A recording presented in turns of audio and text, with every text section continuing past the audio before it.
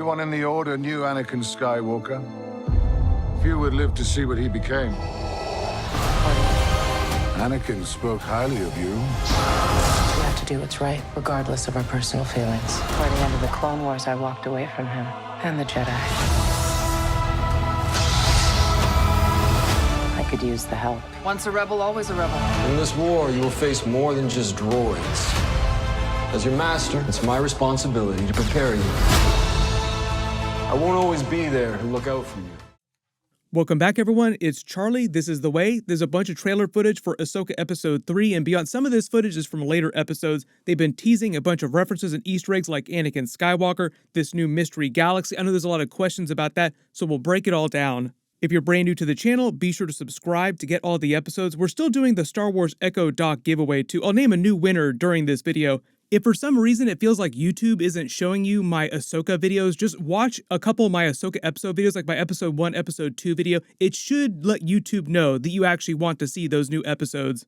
And careful for spoilers from episode 2 if you haven't seen it yet. But the biggest new things that they've teased so far are Thrawn and maybe Ezra too being in a totally different galaxy than we thought, instead of just the unknown regions, which is basically what the Star Wars people Dave Filoni said after Rebels Season 4. Before they started airing Ahsoka episodes, Dave Filoni did say that they changed a couple things about the backstory, like they retuned a couple things, and one of the big ones is them being in a completely different galaxy, not just in another part of the main galaxy. I know there are a lot of new time travel theories too, because of what Morgan Elsbeth said, this new Inquisitor character still being a version of Ezra, even if the space whales like the Purgles took Ezra to the other galaxy with them. I'll explain all the Ezra time travel theories in a second. The truth might wind up being way simpler. Don't be surprised if it is. Usually when it comes to fan theories, even if they're partially correct, the actual explanation that Dave Filoni, Jon Favreau have gone with on The Mandalorian so far, maybe Ahsoka too, winds up being way less complicated. Jon Favreau said a couple funny things about this before The Mandalorian Season 3 came out earlier this year. He said that hardcore fans, the past couple of years of The Mandalorian since Season 1, usually come up with way more interesting ideas about the character relationships, the backstories, than they ever considered in the writer's room. Like, a lot of the fans are thinking about characters in ways that they did not think about in the writer's room. Like, oh, we didn't think about these relationships between, like, Grogu, the Mandalorians, what was going on with Moff Gideon all these years. Mostly when it comes to the grittier details of the series, like the background stuff, like what was really going on with the Grogu Jedi cloning plot, what was really going on with Dr. Purging, Elia Kane this whole time, who wound up saving Grogu during Order 66. There were so many theories that were way more complicated and way deeper than what they actually explained during the series. So if you got a crazy theory about what's happening on Ahsoka right now, even if it's not totally correct, you're probably not too far off, and you probably thought about it way more than they actually thought about it in the writer's room. The exception with Ahsoka, though, is that there is a lot of details that you need to have watched Star Wars Rebels and the Clone Wars to actually understand. Don't worry if you didn't watch all those animated episodes. I'll be explaining Easter eggs and references in the background as we go along in episodes. It won't be quite as crazy as it sounds. They use a bunch more Anakin Skywalker references in the trailer for upcoming episodes, and if it wasn't clear, they mix some older footage of Anakin from previous series like the Obi-Wan Kenobi flashbacks and for Revenge of the Sith, but his dialogue is brand new dialogue that Hayden Christensen recorded for the Ahsoka episode, so it is like brand new Hayden Christensen cameo scene stuff. A lot of people were confused by this when they saw some of the trailer footage. It's not Matt Lanter's animated Anakin Skywalker voice from the Clone Wars or Tales of the Jedi or even the Rebels series. And Matt Lanter only did a little bit of his Anakin voice for Rebels. Most of his stuff is from Clone Wars and a little bit from Tales of the Jedi. We only heard Anakin Skywalker voice 2 times during Rebels. One when Ahsoka started to get visions of Anakin Skywalker and remember him and start to figure out that he had turned into Darth Vader, because she still didn't know that he had become Darth Vader at the beginning of Rebels. Then again during Rebels Season 2 in Twilight of the Apprentice, when they had their first in-person reunion since the events of Revenge of the Sith and him becoming Darth Vader. His breathing mask got damaged in their fight, so she was able to hear his Anakin voice through his mask. Ahsoka. So all the dialogue of Anakin giving Ahsoka a training pep talk is meant to be totally new dialogue Hayden Christensen recorded, and it's meant to take place early in his days as her master during the Clone Wars, like before the Clone Wars really ramps up. The best comparison would be a scene similar to the Tales of the Jedi episode where he trains her with the help of the other clones. Droids are predictable. I want you to be prepared for anything. She's still kind of learning her lightsaber combat techniques and how to fight multiple people at the same time with her 2 lightsabers. That was why during episode 1 and episode 2, like the much older version of Ahsoka, during both of her fights, they put her up against multiple targets. First a bunch of HK droids, then the HK droids in Marrok. What they might have done is have Anakin Skywalker flashbacks when Ahsoka starts training Sabine again in lightsaber combat on her ship. Like there's a bunch of footage of that. Maybe that's when she starts remembering her training lessons with Anakin.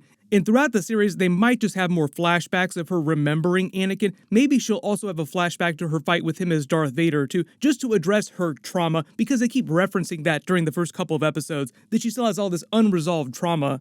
Let me know in the comments, what kind of Anakin Skywalker or Darth Vader cameo scenes do you think we're going to actually see on the series? As for Marrok, just to address all the crazy theories about who he really is, in everything that Dave Filoni and Lucasfilm have said so far about the Marrok character could be them just misdirecting everyone, like, we just want him to feel mysterious, that's why he's wearing the face mask, the armor this whole time. The official synopsis for Marrok is that he was a former Inquisitor, and after the fall of the Empire, the Inquisitorius disbanded or were hunted down by the New Republic, and he just survived by becoming a mercenary in the Outer Rim, the same way that Baylan Skoll did after Order 66. Now that's if they're not lying about who Marrok really is, they could just be misleading us. His build, the way his armor sits on him, the way he walks around, just makes him seem like he's a dude, but younger than Ahsoka. The reason why you're probably seeing a bunch of Ezra Bridger time travel theories talking about Marrok is because of what Morgan Elsbeth said during episode 2, when she said that her Night Sister powers and abilities in the Force allowed her to communicate with Thrawn across galaxies, but also across time, like across time and space. That's kind of a new interpretation, like a new spin on the idea of what Night Sister powers and abilities are. They started to get into that during the Clone Wars because they were a relatively new creation in the Star Wars canon at the time. The whole idea is that Night Sisters tap into the Force, like they connect to the Force in a completely different way than the traditional Jedi or even the Sith characters, which is why all their powers seem so different, even though they're all drawing their power from the same essential source.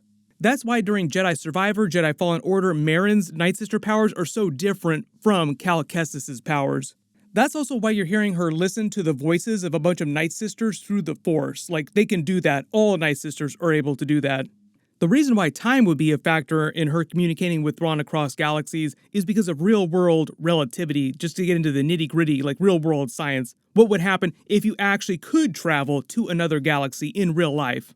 The whole idea with time and space relativity is the faster you travel, like the closer you get to the speed of light and you enter hyperspace, if you're talking about Star Wars terminology, the more time changes relative to your speed, like the passage of time slows for you compared to everyone else. Christopher Nolan kind of got into this during the Interstellar movie, or if you read or you watched the Foundation series, they have a lot of characters aging at different speeds because some of them travel vast distances across space, they enter cryosleep so they stop the aging process, so you wind up with a whole bunch of characters that age at different rates. So on the Ahsoka series, it's totally possible that time passed differently for Thrawn and Ezra while they're in the other galaxy than it has for everyone in the main galaxy like Ahsoka, Morgan Elsbeth, Luke Skywalker, Grogu, The Mandalorian, everybody. So for all the regular characters, it might seem like it's been years since Ezra and Thrawn disappeared, but it might seem like for them, they've only gone just a little while. Now on the flip side of that, to get to the whole Marrok is Ezra theories that everybody sees spinning around, Marrok could be a version of Ezra from way later in his timeline, like something happened to him, Morgan Elsbeth was able to use her Night Sister powers to twist him, make him serve them. And somehow time for him has passed differently, so it's a much older version of him, so like enough time went by for this to happen to him.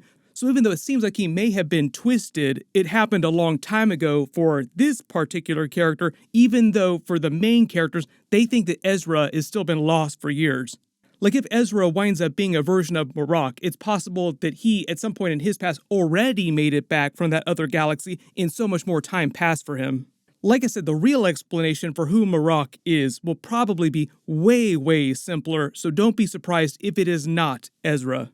But that just kind of addresses the whole Ezra has been right in front of us the whole time kind of thing. Like, are they going to wait to the very end of the series to reveal Ezra Bridger in live action, or are we going to see him way before that? Like, are we seeing him right now? Don't be surprised if there is a twist behind Ezra just in general. The way that Dave Filoni talked about Thrawn coming back though, like this whole new Star War that they're planning on having against the New Republic in the Thrawn movie, it sounds like they're timing Morgan Elsbeth's plan here with the Eye of Sion, trying to jump his entire fleet back through hyperspace at the actual end of the series. Like the last couple of episodes will be when he actually comes back to the main galaxy. And there'll be some moment at the end of the series where he's fully back with the whole fleet and starts calling out orders, rallying for the remaining factions of the Shadow Council to come to him, or they queue up some galactic Skype session like during The Mandalorian with the other leaders. That was kind of what they were teasing during The Mandalorian Season 3, Episode 7. Then they'll probably just continue to tease that out during The Mandalorian Season 4, like them massing in the background in the conflict beginning, but with the actual war, like the full-on battle beginning in the Thrawn movie.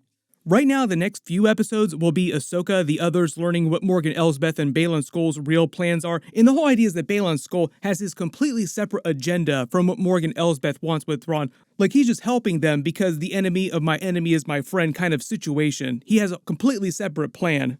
And it looks like there are going to be a couple really big fights, couple big rematches on this planet with the Waypoint. But if you spot any other Easter eggs in the footage, the trailer that I didn't talk about in the video, write them below in the comments. My full episode 3 video will post next week after they release it. Congratulations, Finesse is back 2948. You're the giveaway winner from my last big Star Wars giveaway. Please email me on the About page of my channel on desktop so I can get your contact details. Click here for my Ahsoka Episode 2 video, and click here for all my Ahsoka episodes. Thank you so much for watching. Everyone stay safe, and this is the way.